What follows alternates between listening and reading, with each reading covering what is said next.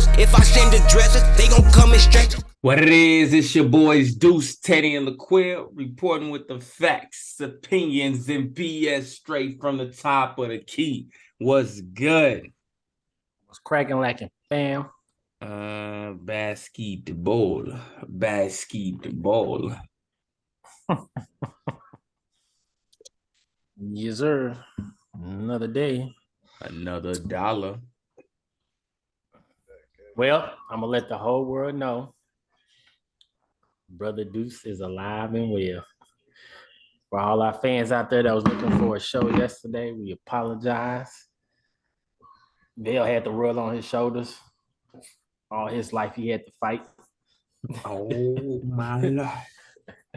Yeah, we had a tornado sweep through, the central of the, country, and to try to take us out. And, by the grace of God, we good out here. So we just had to delay the show a day because it couldn't take us out, but it took out the power and, the internet and stuff like that. So we back today, back and better than ever. If it wasn't for that, we'd have been right on this thing yesterday. Ain't nothing stopping this grind. So let's go on and get to and y'all see how I'm coming. Why? Shout out to the 71-point man. Mr. 71 point this season, huh? Mr. 71. He heard what I said. He said, "Hey, bro, don't lose respect in me." He said, "You see what I do when I take this extra rest. I ain't like Kawhi. I don't take these games off and come back and give you 13. I took this game off, came back and gave you 71. So, yeah, let's go on and get to it. All right. We had a lot of debuts from Mr. Buyouts all over the league this past weekend. So, we're going to go over everybody that showed us what they was about. Start off with Russell Westbrook. Russ. I think Russ gave us a glimpse of what people thought the Clippers was going to be with John Wall. But he couldn't be healthy. He couldn't stay healthy. He couldn't be healthy. In order to stay healthy, you got to be healthy. So now you get Russell Westbrook on that team. And as you can see, we were kind of talking about it when we were recording on the last episode because the game was going on. But we was like, it's just the first half. He got 4 and 4. And I said, he definitely going to get you at a minimum 10 and 10, meaning double-double. That's what I was saying. And the man had a game. Let me go ahead and put this up here so y'all can see, because people be real quick to clown my mans. Let's get his respect back. Let's get that reputation back. Let me share this for my man. Not to take away from it, but wasn't that the double overtime game? It was. He fouled out. And I think second overtime. But yeah, so he had 17, 5 assists, 5 rebounds, 14 assists, 1 steal, 7 turnovers, 7 for 13 shooting. So I think watching that game, he looked comfortable. Like you could tell he didn't have that weight of I'm playing with LeBron and or AD. He just looked comfortable. And I'm like, he looked like Westbrook.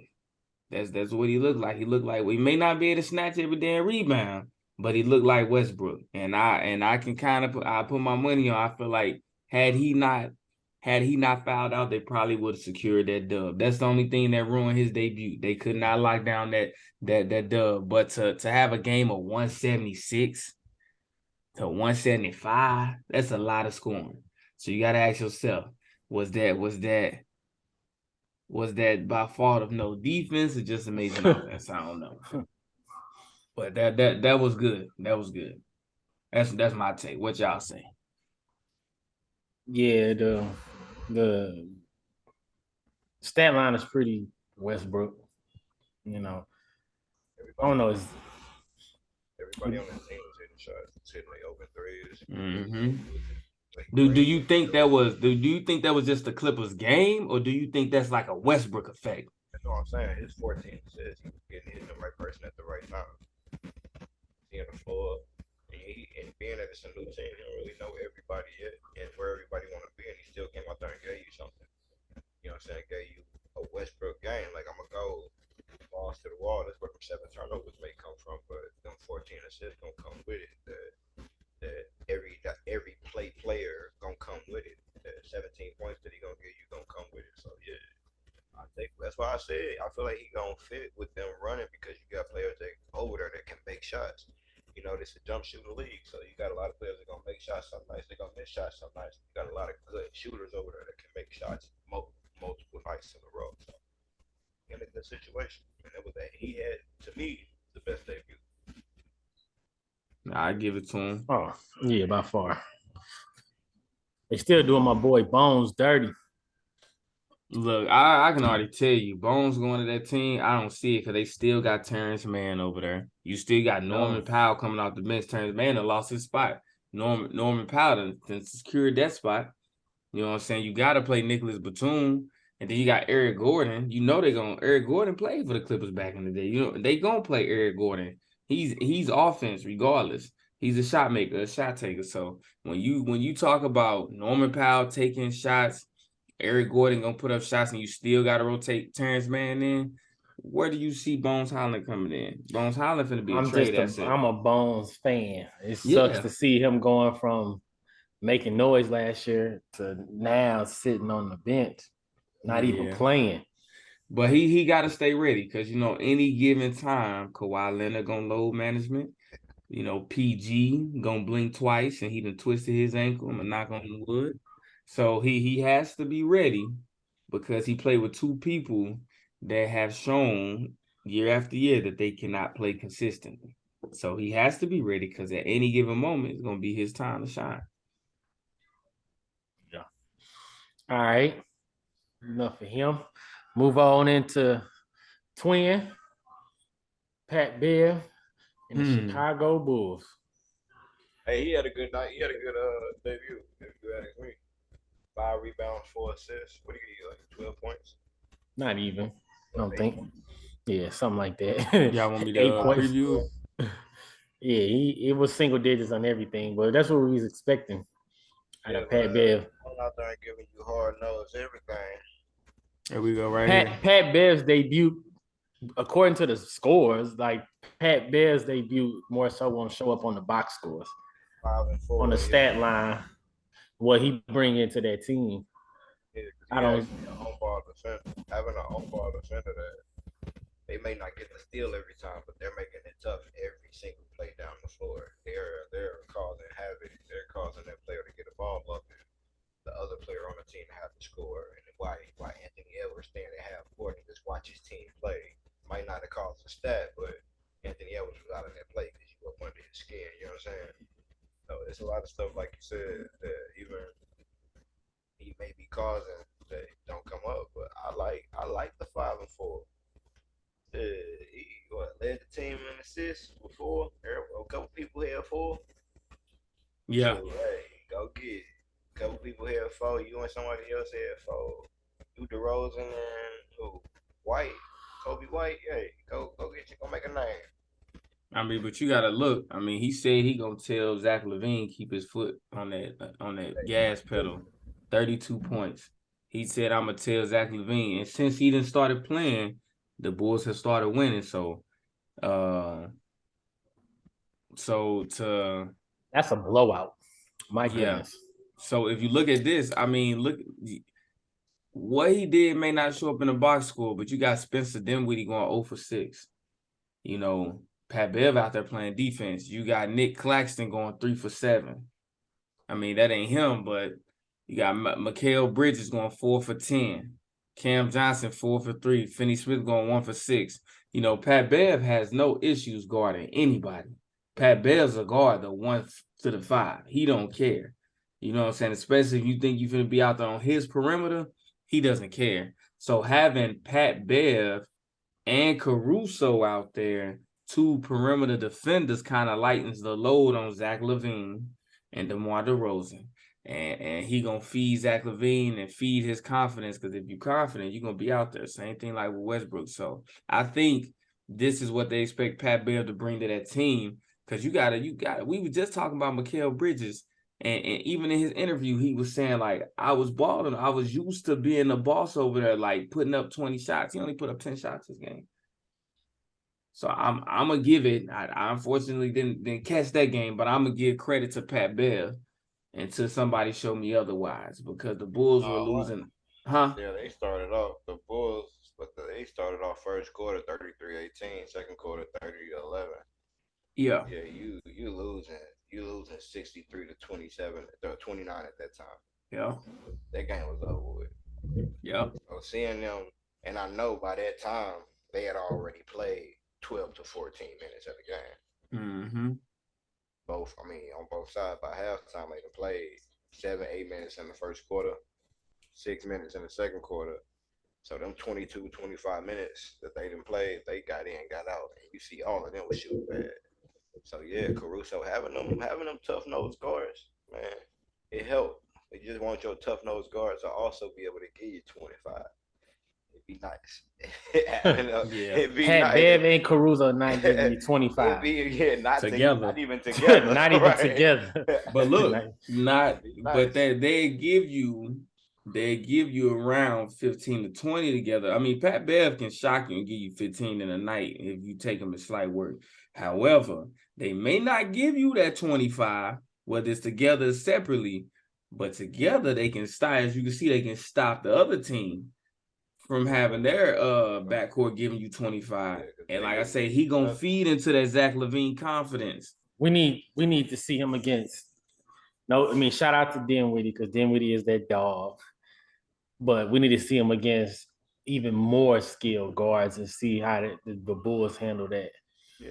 Us guards that can, because Steph Curry still came off the bench and gave you almost 20. I wouldn't even say that though, because Dinwiddie is somebody you gotta respect.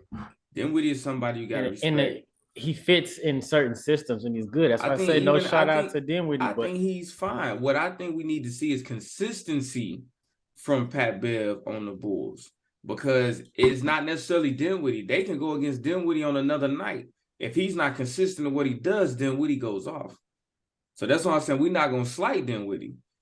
No, I'm saying we give somebody that averages 25 to 30 a night, a guard or a combo of guards that give you 25, 30, 40 points. Like Bane and Ja, Dame and Anthony Simons or something like that, like some more talented guards, Steph and Clay, and see if you get that same productivity out of them, see that same energy transitions on the Bulls. But you gotta know, once you cross into elite status, you're not stopping it. You can only hope to contain it.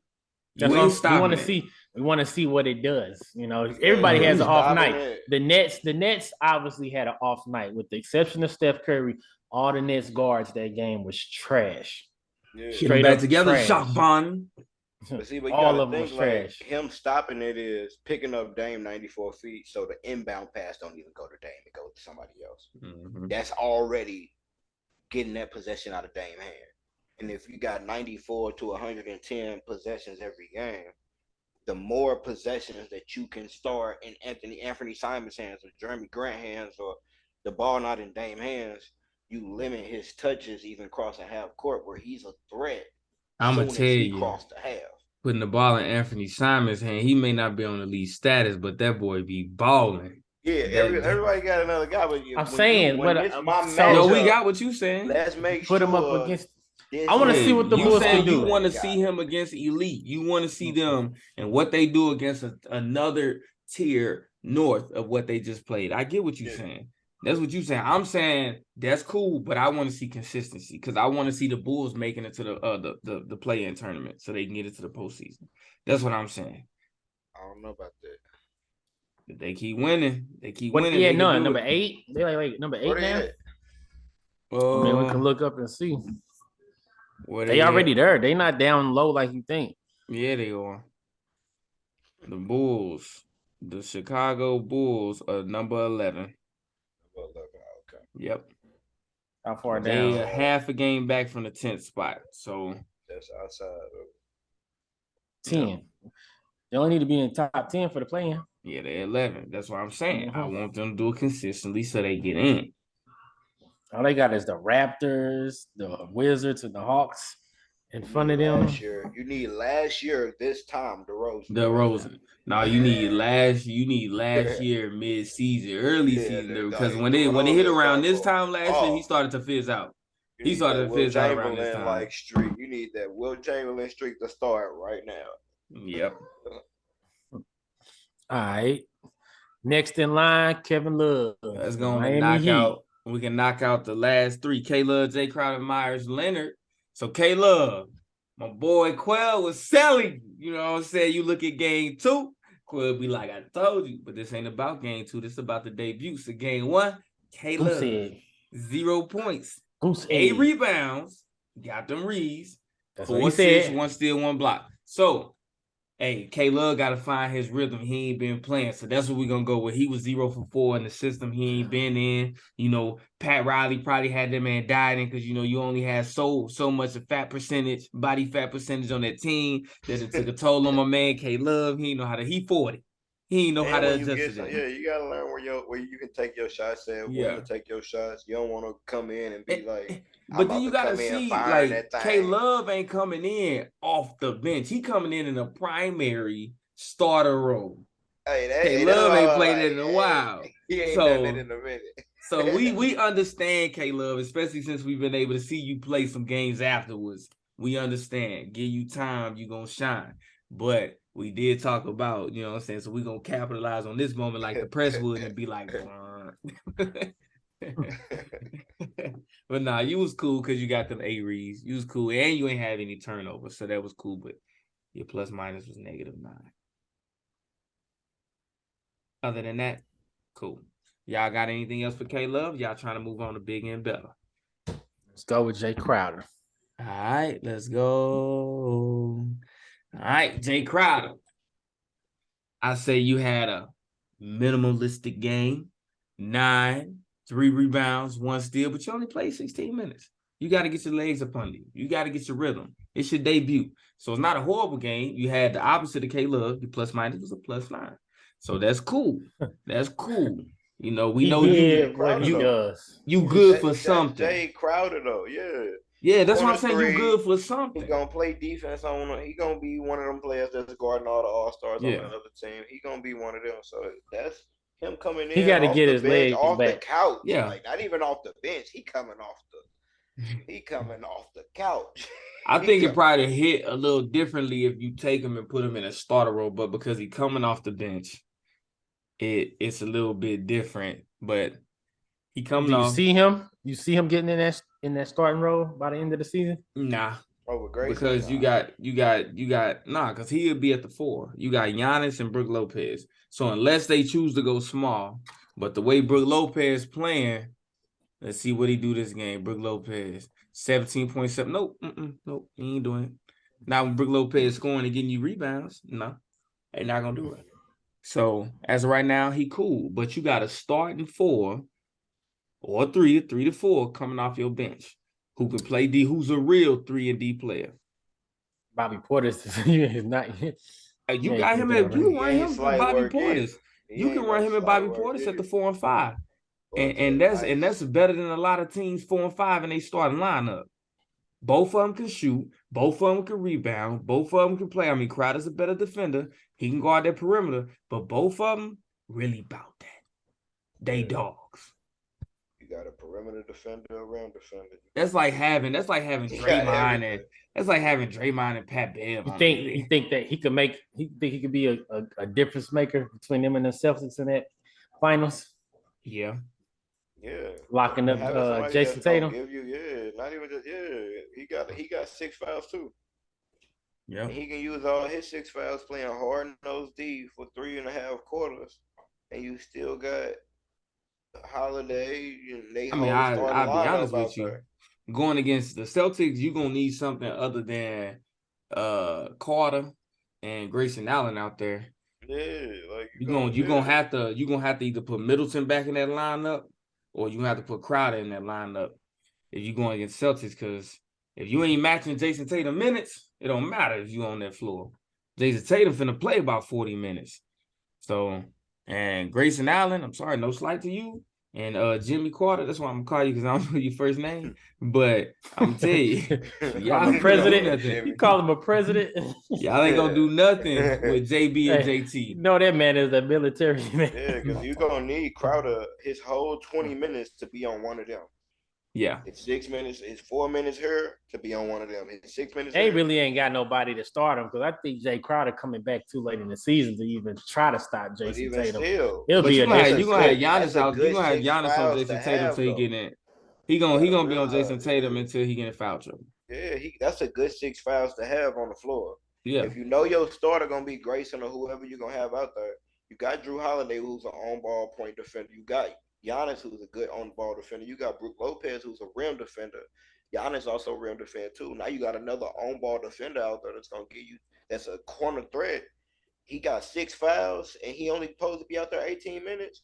His 4 minutes, he can go get one, but he playing hard ass defense. Mm-hmm. He own him. He in his jersey. So he gonna give you 110 for them 16 minutes.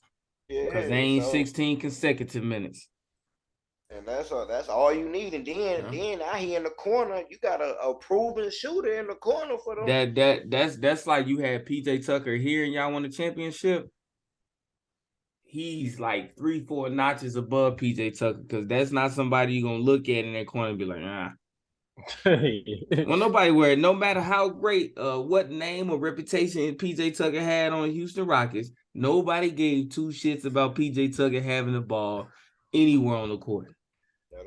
Nobody did. Let's be honest. That's no slight to you. Your kick game is cool. It's nice, but when nobody worry about you shooting that ball, don't mean you wouldn't hit the shot. But when nobody worry about he you, wouldn't shoot it. Like he wouldn't. Even shoot if it. he That did, man he'd be zero like, field "Oh goal. shit, boy, they throwing bricks out there." You know, Jay gonna pull that. Like you got. They look nice once all these little knick-knack injuries have stopped happening.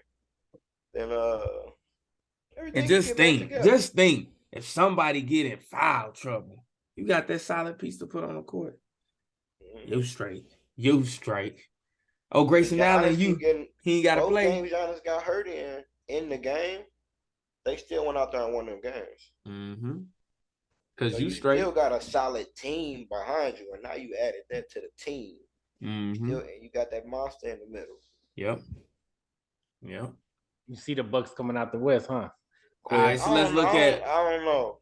Them St. Louis Celtics got it, but Myers Leonard look at home. I told y'all when we talked about him, with Brook Lopez being there, it paves the way for Myers Leonard because Myers Leonard been trying to shoot threes for the longest before he did his crazy shit. Right, 5 points, 6 rebounds, and 1 steal. That's cool. I can see him going beyond this 10-day contract because you go from 1 7-footer to another 7-footer.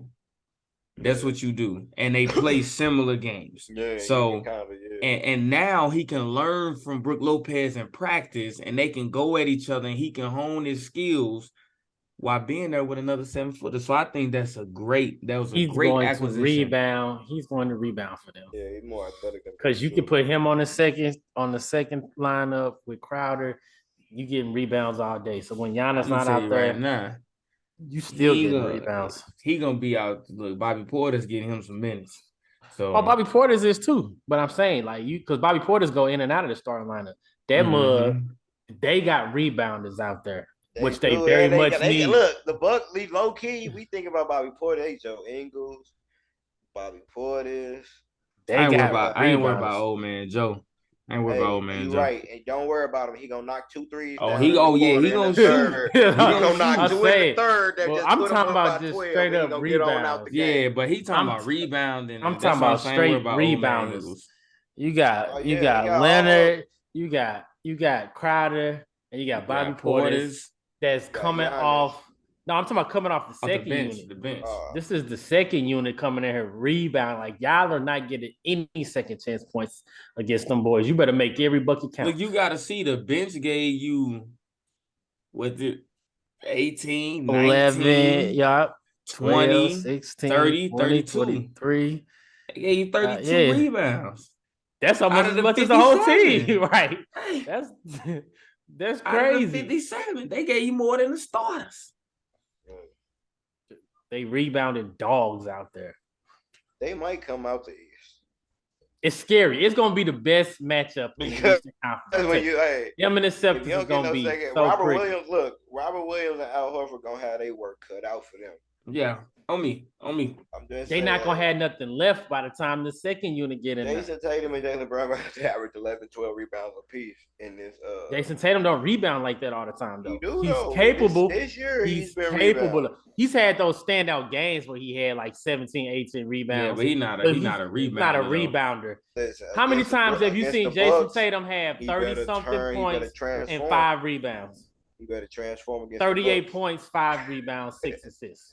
Because Robert Williams gonna have to have average a double. Robert Williams ain't the same like he was last Al year. Horford gonna have to average 7 rebounds. So while we average 7.